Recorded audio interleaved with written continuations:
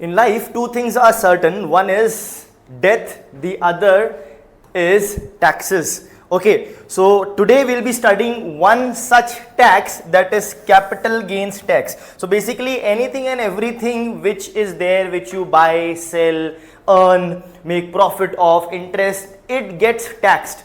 So much so that even your pension, which was exempt, as in at all the stages it was exempt, now is on, getting taxed as well at certain stages.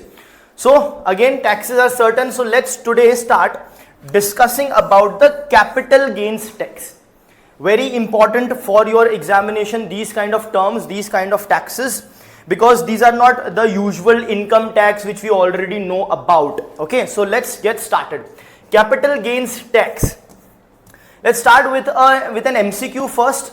The question asks, which of the following best describes, whenever you come across such phrases, or even without that, you should know that you are looking for the best probable option, the most accurate option, meaning what? Even UPSC has this possibility open that there can be two options which would be correct, but one of them would be more correct than the other. So keep that in mind.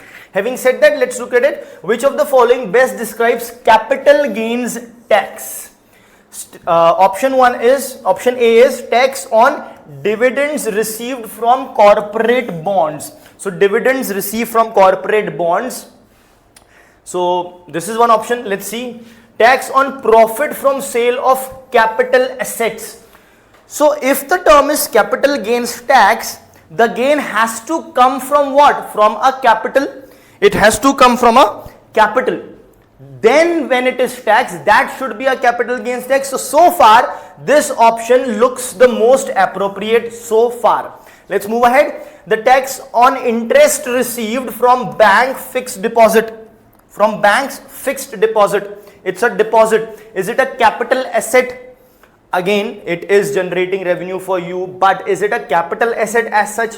Will it come under capital gains tax? No, still option B looks more appropriate. D. Now these things will get clear as we go into the details of capital gains tax. Okay. D. Tax on profit from sale of share held for more than 12 months. So you are selling the share held for more than 12 months. Now more than 12 months definition goes for long term. More than 12 months is a long term thing, less than 12 months will be a short term thing. Okay, but still the correct option is this: tax on profit from sale of capital asset during a year. During a particular year will be your capital gains tax. Now how is this the correct answer? We will see as we proceed. Let's move ahead. So what is capital gains tax? Capital gains tax is any profit or gain. It's one and the same thing. Any profit or gain that arises from where? The capital which you have, if you are selling it and you get a profit, not that the complete selling amount. I'll give you an example. Let's say you bought a land. You bought a land of 50 lakhs. Right. Now, when you have bought a land of 50 lakhs, you will do the registration, 7% registration fees and all you will pay. You have bought this land at 50 lakhs.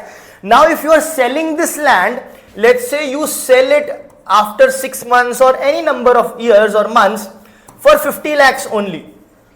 So, is there any profit that you have gained? No, there is no profit that you have gained. Okay, so it's not that this 50 lakhs would be taxed and the tax on this 50 lakh would be your capital gains tax. No, absolutely not. Here actually you are not making any capital gain or profit.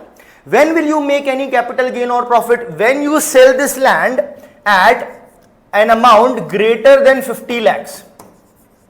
Let's say you sold it at 60 lakhs. So your capital gain over here would be 10 lakhs and this 10 lakh would be taxed. And this tax on this particular 10 lakh rupees, which was your profit or a gain in selling the capital asset, would be your capital gains tax. So any profit or gain that arises from the sale of capital assets, any profit or gain, not the revenue, not the money, any additional amount that you would have paid, once you sell it, whatever profit or gain arises from that, that would be your capital gain. and this gain or profit, which it comes under the category of income, they are saying of course it will be income, because this though you already earned from somewhere, you paid to get the land. So if you sell it in this amount only, not a problem. But if you sell it with an additional amount, an additional profit, then that is your additional income, which would then be taxed, and that tax would be your capital gains tax. Okay. So since that was your profit, hence capital gains tax will be required to be paid for that amount in the year in which the transfer took place, in which you have sold the land. In that particular year, you will have to pay the tax. This is of course called as the capital gains tax. Now this capital gains tax can be both short term as well as long term. We will see the difference. Now this capital gains tax is triggered when an asset is sold. Please understand, if I have bought an asset of 50 lakh rupees, if its value is keeping on increasing, appreciating, now the value of the land is 60 lakhs, 70 lakhs, let's say 80 lakhs, still there is no tax, because I have not realized that profit. Alright, I haven't got that profit. But the moment I sell it at a higher price, then when I will that is the time when I will realize the profit, and only then the capital gains would be implemented. That means the trigger for capital tax would be the selling point, the selling of an asset. Okay.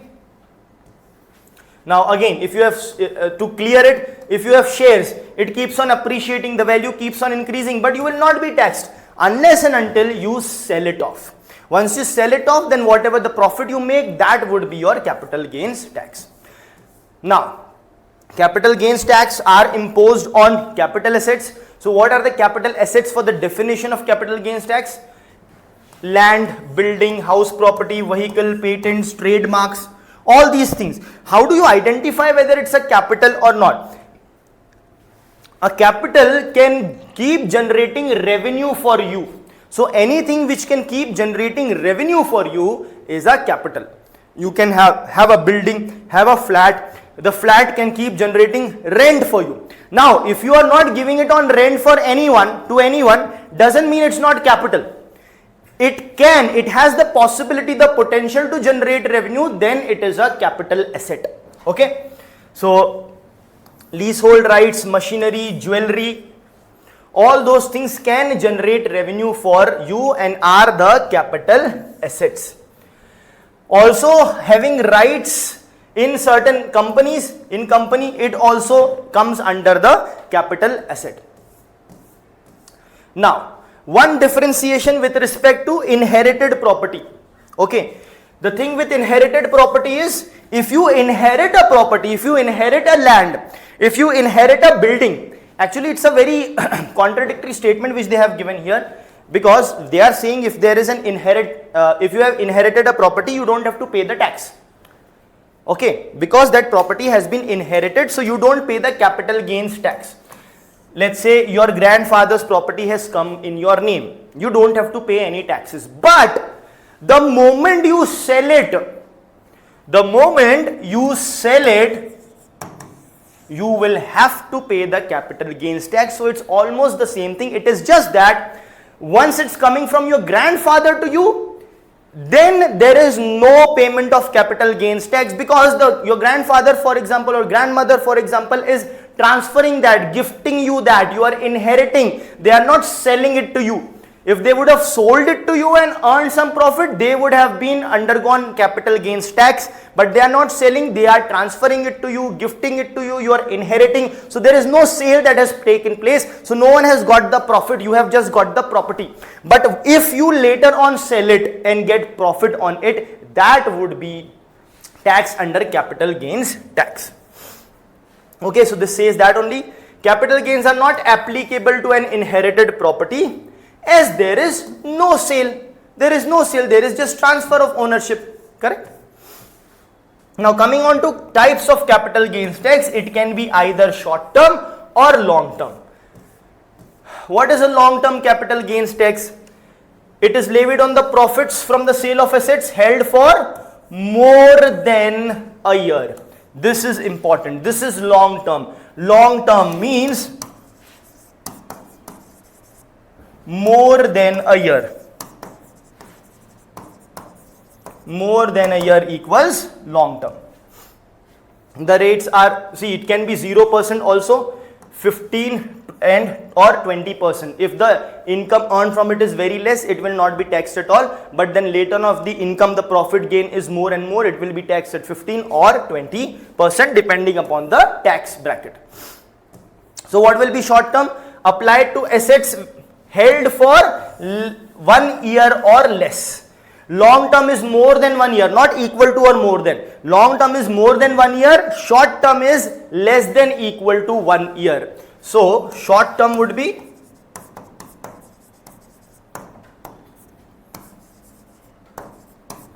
less than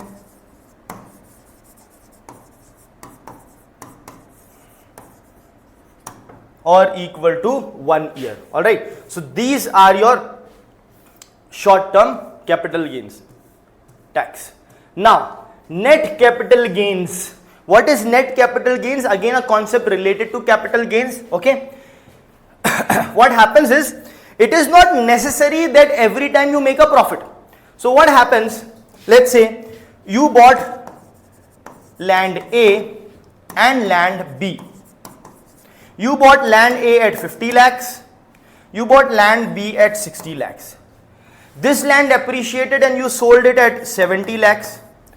This value declined or somehow you sold it at a lower price, so 55 lakhs in the same year. So what will happen here? You have a 5 lakh of loss, here you have a 10 lakh of gain. So it is not that you have to pay the capital gains tax on this entire 10 lakh and no tax on this.